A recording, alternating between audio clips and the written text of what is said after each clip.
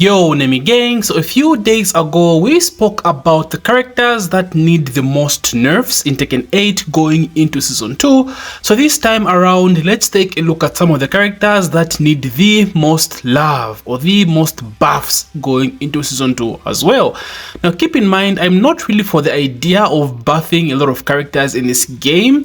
The characters that are described as bad or low tier are still very good characters. These are strong characters. The only problem is they are overshadowed by the really strong characters. So I'm not really for the idea of buffing a lot of characters, and these low tier or like mid tier or bad characters will shine when the top tier characters are nerfed. I always say this.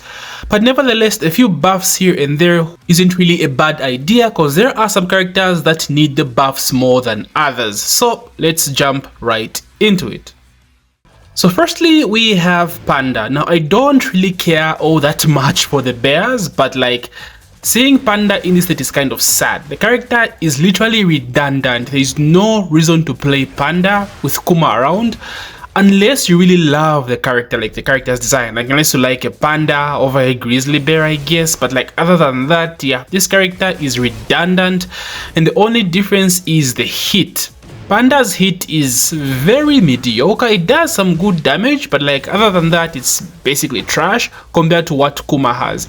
So Panda needs a rework on her hit. What they will do with this, I don't know. Maybe give her a better mix-up on block, or maybe more damage. I don't know. I don't really care for bears, like I said, but like, yeah, she needs some love surrounding her hit mechanic. Now, despite many people calling Azucena bad, I don't think she's one of those characters that needs major buffs. We already know she's getting a very strong low in season 2, so just from that alone, I think she would be a very good character. I think she's still good. No one really played Azucena in terms of maining the character. They just played her because she was strong. That's the biggest issue. So I think she still remains strong, but I do agree her running 3-2 was kind of hit too hard. +2 is kind of bad, bro. Like +2 for a running move is it doesn't make sense. So at least even +3, like Lee's running 3-4, +3 can be a decent start in terms of buffs, and I think that's it. Other than that, I do think her down forward 1-4 still needs a nerf, still being able to gel on block. But yeah, I think that's it in terms of buff. She doesn't really need anything else. She's a very strong character. A very good Azucena will mix your shit up, bro. Like, she has good lows, good mids, a good mix-up game. I just think her running 3 is very underwhelming now, was hit a bit too much. So yeah, Azucena, still a good character. Next up is Leroy, and despite receiving some good buffs last year, he isn't really as good as everyone thought he'd be. He still has quite a lot of issues, mostly with his lows in neutral. I think his lows in neutral are really bad, honestly. Like down back 4, for example, being -4 on hit and only doing 13 damage, but it's launch punishable on block. Like, excuse me. Right, down 2 was nerfed, frame data is not that good, down back 3 is also risky as well. So I think a decent buff to his lows neutral would do him good, and I think he needs some quality of life improvements to his hermit stance, maybe some better frame data. Like when going to hermit after 1-4, or +3 does not feel like enough. Down forward 1-4 is also +3 in hermit stance, does not feel like enough.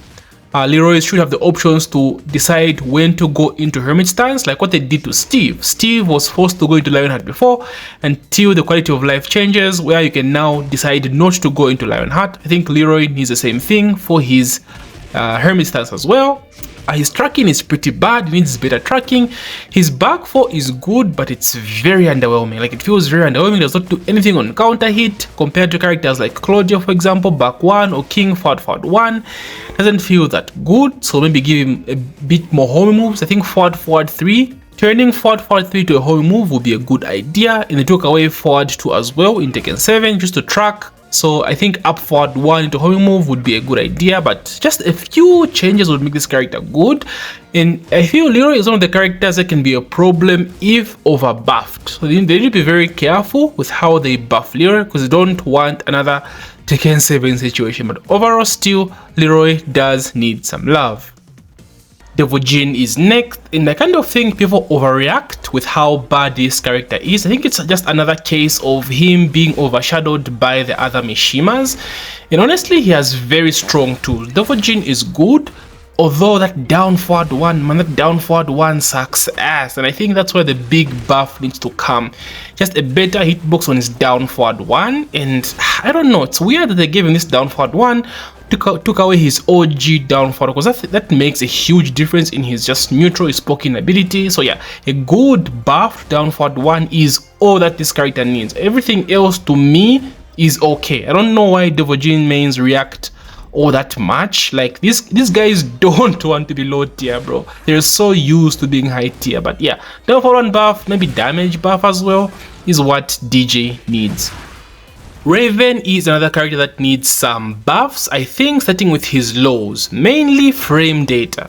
Raven's frames are really bad, especially on his lows. It's either the frame data is bad or the low is reactable, either slow lows or bad frame data, and this needs to change considering how risky this character is.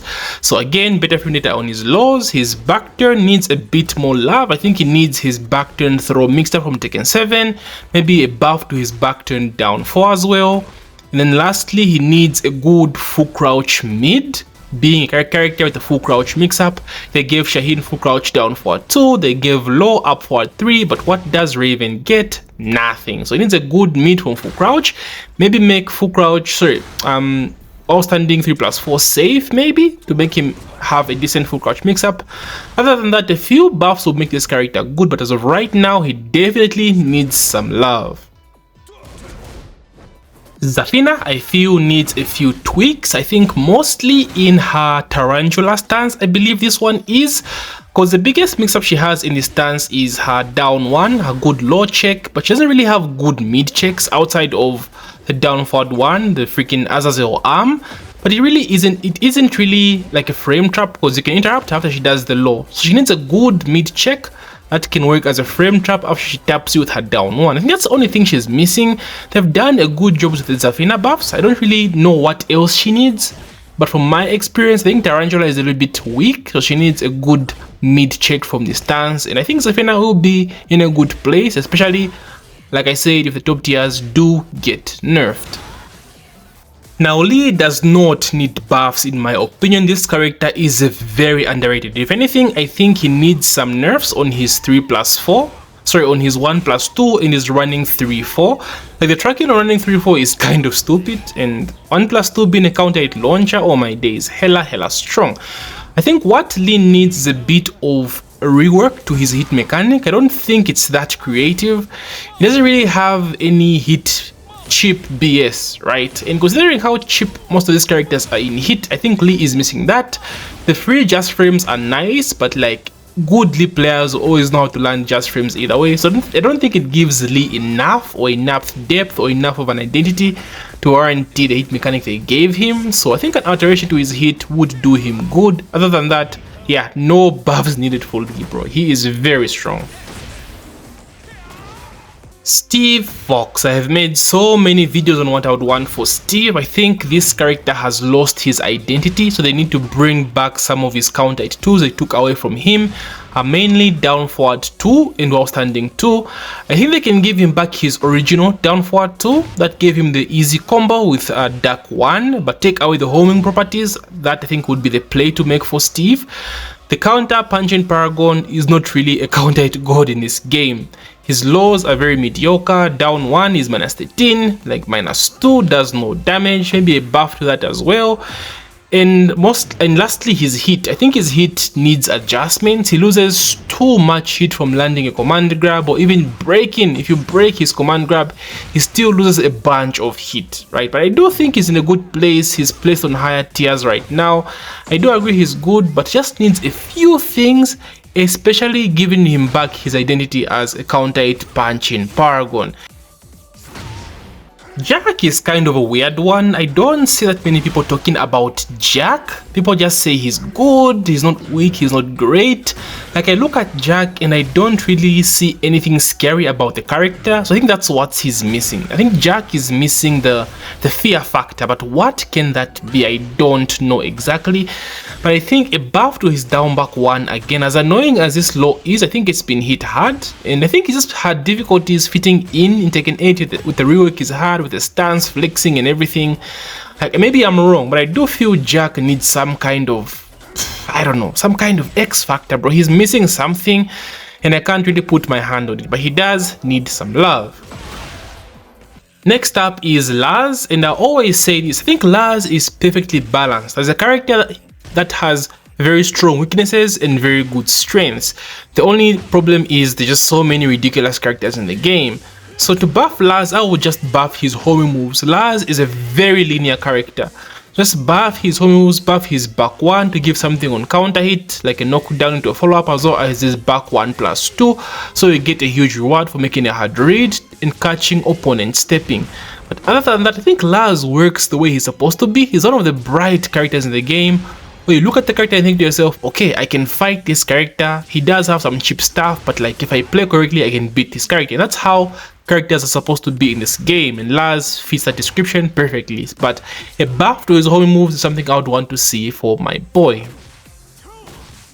Next up is Lidia, and Lidia is like super strong in hit, but like super mid in neutral, and I think it's mostly because of her lows. Her lows are bad, both in terms of frames and tracking. I think she just needs better lows or better frame data on her lows and better tracking on her lows. But other than that, man, she is a very scary character, especially in hit. The damage she can do with the spike in the guessing game, with the coin flip between the mid and the high unblockable, like, yeah, she's pretty strong in hit, but like her neutral game, yeah, needs some love. So yep, that's my list, guys. These are the only characters I would buff in this game. Maybe honorable mention would be Eddie. I think Eddie is good, but like I think he just needs more ways to get Majinga, especially a walk combo that gives him Majinga.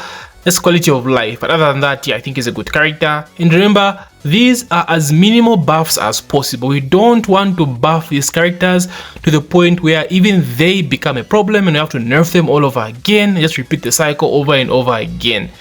The best bet here, the best bet Namco can do, the best play they can do is nerf the top tiers first and then work on the low to mid tier characters. But from what we've seen with Season 2 in terms of the new moves, I think it's gonna be a huge update that will shift the meta. I think we'll see characters like, you know, fucking Asuka being top tier, or freaking Leroy being top tier, characters like Nina being mid or low tier.